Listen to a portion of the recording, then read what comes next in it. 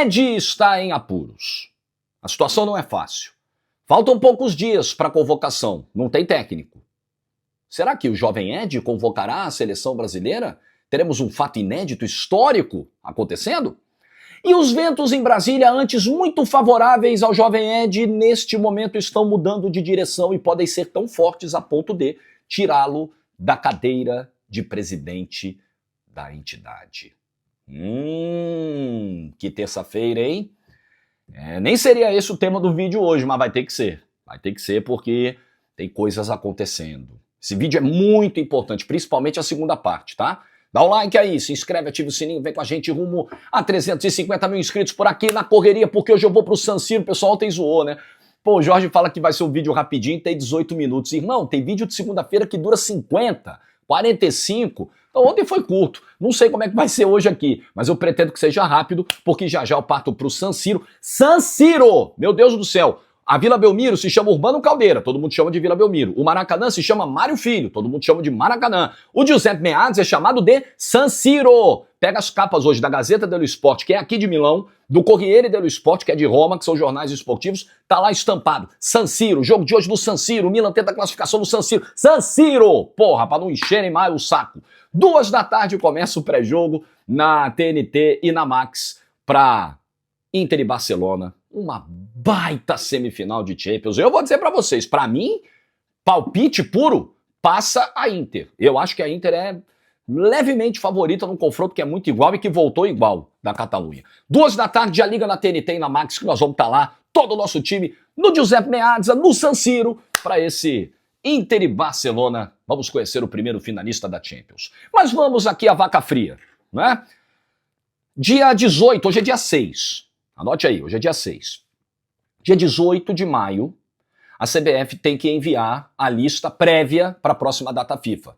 Aquela lista com um monte de nome e depois alguns nomes são cortados para a lista final e aqueles outros cortados ficam de stand-by. Muito bem. Então, dia 18. Então, faltam 12 dias.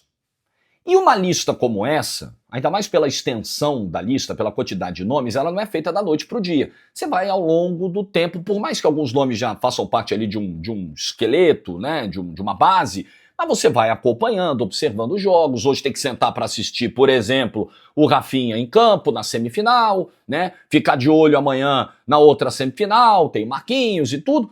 Então, isso precisa ser acompanhado por um treinador que a CBF não tem. Nesse momento não tem. Nesse momento, se a convocação fosse hoje, ela teria que ser feita pelo gerente técnico, que é o Juan, e pelo diretor de seleções, que é o Rodrigo Caetano. Você imagina a vergonha. Aqui está a nossa lista prévia para os jogos contra Equador e Paraguai. Pá. Assinada por Rodrigo Caetano e Juan. Aí o Edinaldo tinha que assinar junto, porque essa obra, o autor dessa obra, o construtor disso é ele. É ele, com a sua incompetência gritante para tocar esse ciclo de seleção pós-Copa do Mundo do Catar, pós-Tite. Então seria um outro vexame. E dia 26 é a lista final.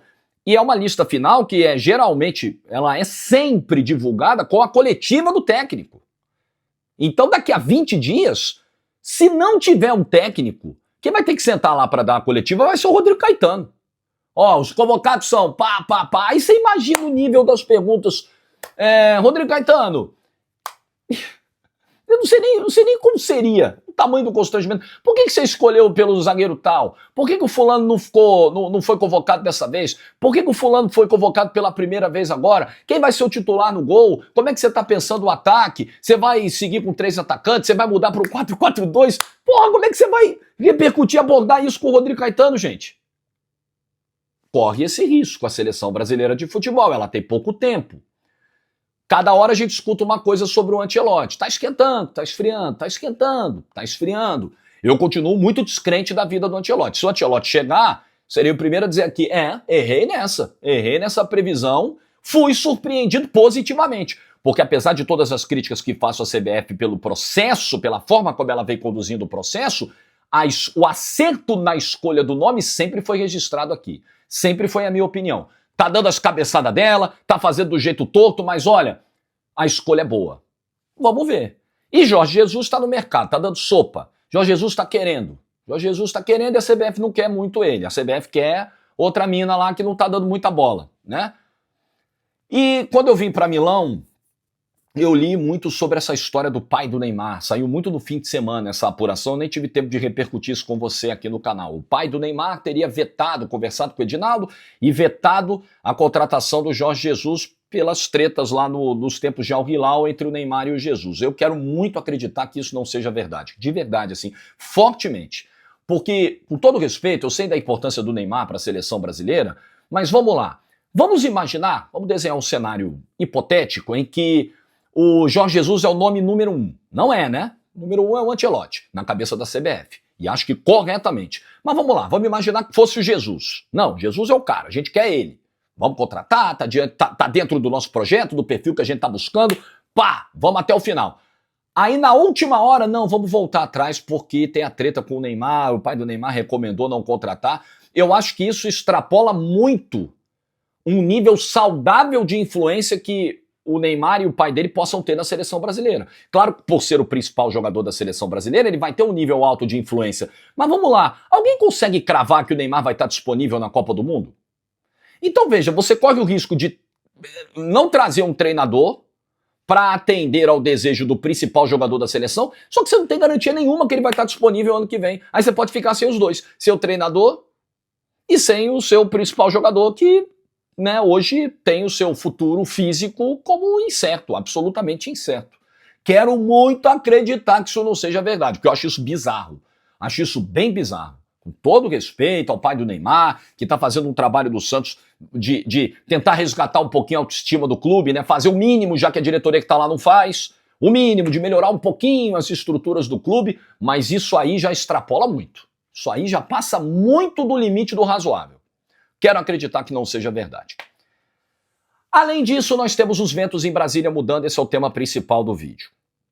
Eu vou tentar resumir a história, não sei se eu vou conseguir, porque é tanto detalhe que eu acho que não pode ficar de fora, que talvez fique um pouco longa a explicação. Mas vocês lembram que o Edinaldo foi afastado do cargo por 30 dias, o STF reconduziu o Edinaldo ao cargo e tal, porque o que aconteceu? Lá atrás, em 2018, o Ministério Público do Rio de Janeiro questionou o formato de votação da CBF.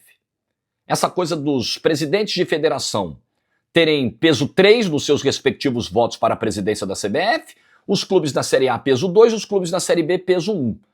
O Ministério Público do Rio olhou e falou, pô, isso aqui está em desacordo com a Lei Pelé, com os princípios da Lei Pelé. E aí ele foi para cima. Em 2021, a eleição do Rogério Caboclo, que seguiu tais preceitos, tais regras, ela foi anulada. Foi determinada uma intervenção na CBF. Pouco tempo depois, essa decisão foi cassada. Aí a CBF e o Ministério Público conversaram. O Edinaldo Rodrigues já era o presidente interino, né, no afastamento do Caboclo, pelos escândalos lá. CBF e MP conversaram em 2022, ajustaram um termo de conduta, fizeram um termo de ajustamento de conduta, e aí foi feita a eleição, o Edinaldo foi eleito. Saiu de interino para presidente eleito. O Gustavo Feijó, que era o vice-presidente do Caboclo, entrou na justiça, acionou a segunda instância.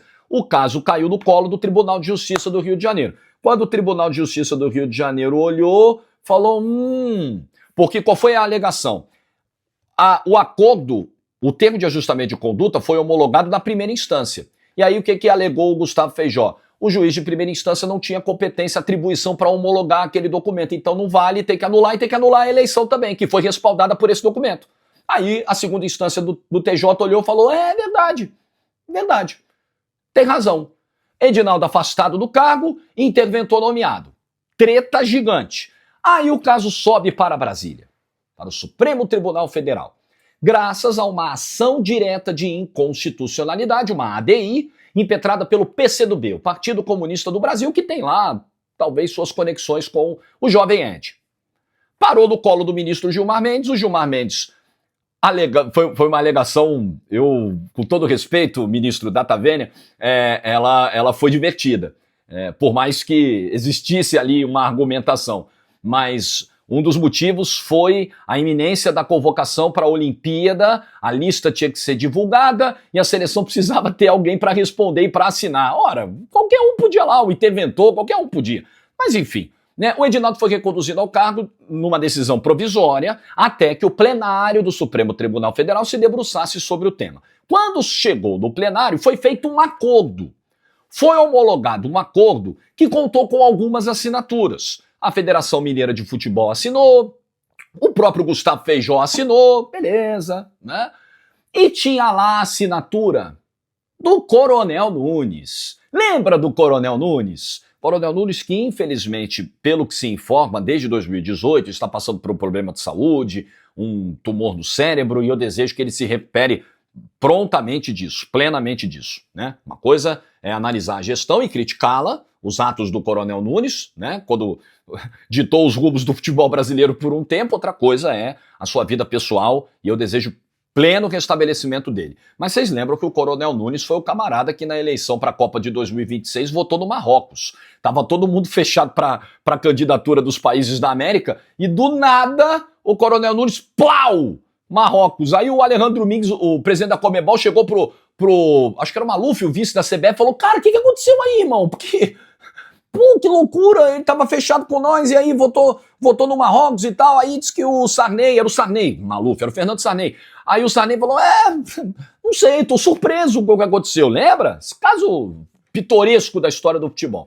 O Coronel Nunes, a assinatura do Coronel Nunes consta nesse acordo homologado do STF, porém, a validade, a legalidade dessa assinatura está sendo questionada. E isso aqui é muito grave. Nós podemos estar diante de um caso de falsificação de assinatura. Então vamos lá.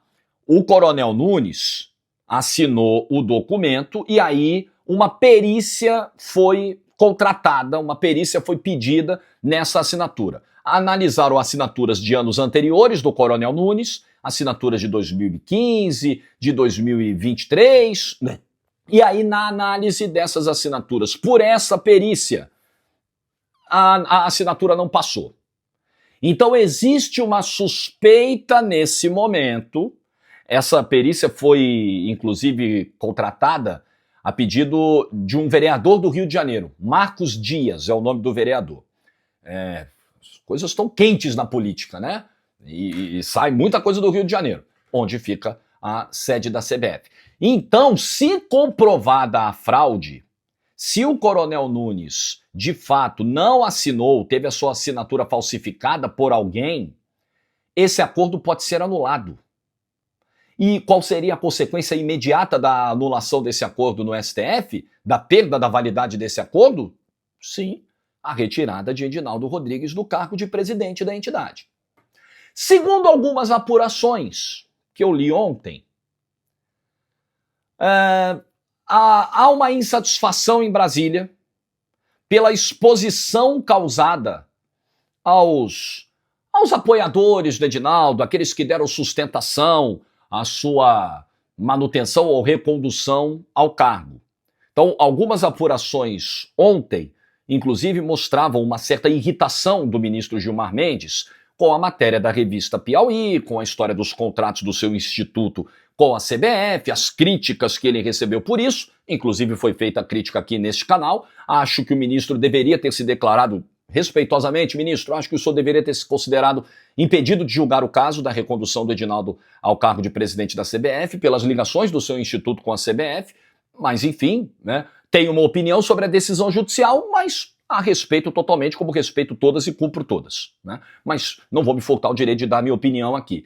Então, o STF estaria, pelo menos o ministro Gilmar Mendes e tal, um tanto quanto irritado com a repercussão. Tipo assim, Edinaldo, você tá fazendo tanta cagada aí na gestão que isso tá respingando aqui e eu não tô gostando disso. É a interpretação que eu tive do que li ontem sobre os bastidores de Brasília. Então, nós tínhamos, e aí você vê como os ventos mudam rápido, nós tínhamos um cenário de total estabilidade do presidente da CBF. Não é verdade? Recentemente. Pô, O presidente está bancado por uma decisão do Supremo Tribunal Federal, tem partido político fechado com ele, tem ministro, pô, tá resolvido. Mas a matéria da revista Piauí parece que embaralhou esse jogo, movimentou esse jogo num nível tão intenso a ponto de talvez provocar uma mudança radical, completa nesse jogo. Eu não me surpreenderia, porque eu não me surpreendo com mais nada nessa vida, principalmente em assuntos políticos, eu ficaria zero surpreso, até porque, de fato, a matéria pegou mal, as revelações pegaram muito mal, as extravagâncias da CBF pegaram muito mal, e quem tá junto com o Edinaldo é tragado para essa repercussão ruim. É óbvio. Você fechou, você deu sustentação, você tá com ele, você decidiu pela volta dele, você tá junto, seu instituto tem contrato, você indica nomes, talvez. Porra, você vai ser tragado junto. Se tudo der certo, for um sucesso, o Brasil for ex, você vai lá colher os louros da vitória. Se vir uma matéria como veio da revista Piauí, irmão, aí você vai ter que pegar o ônus, não é só bônus.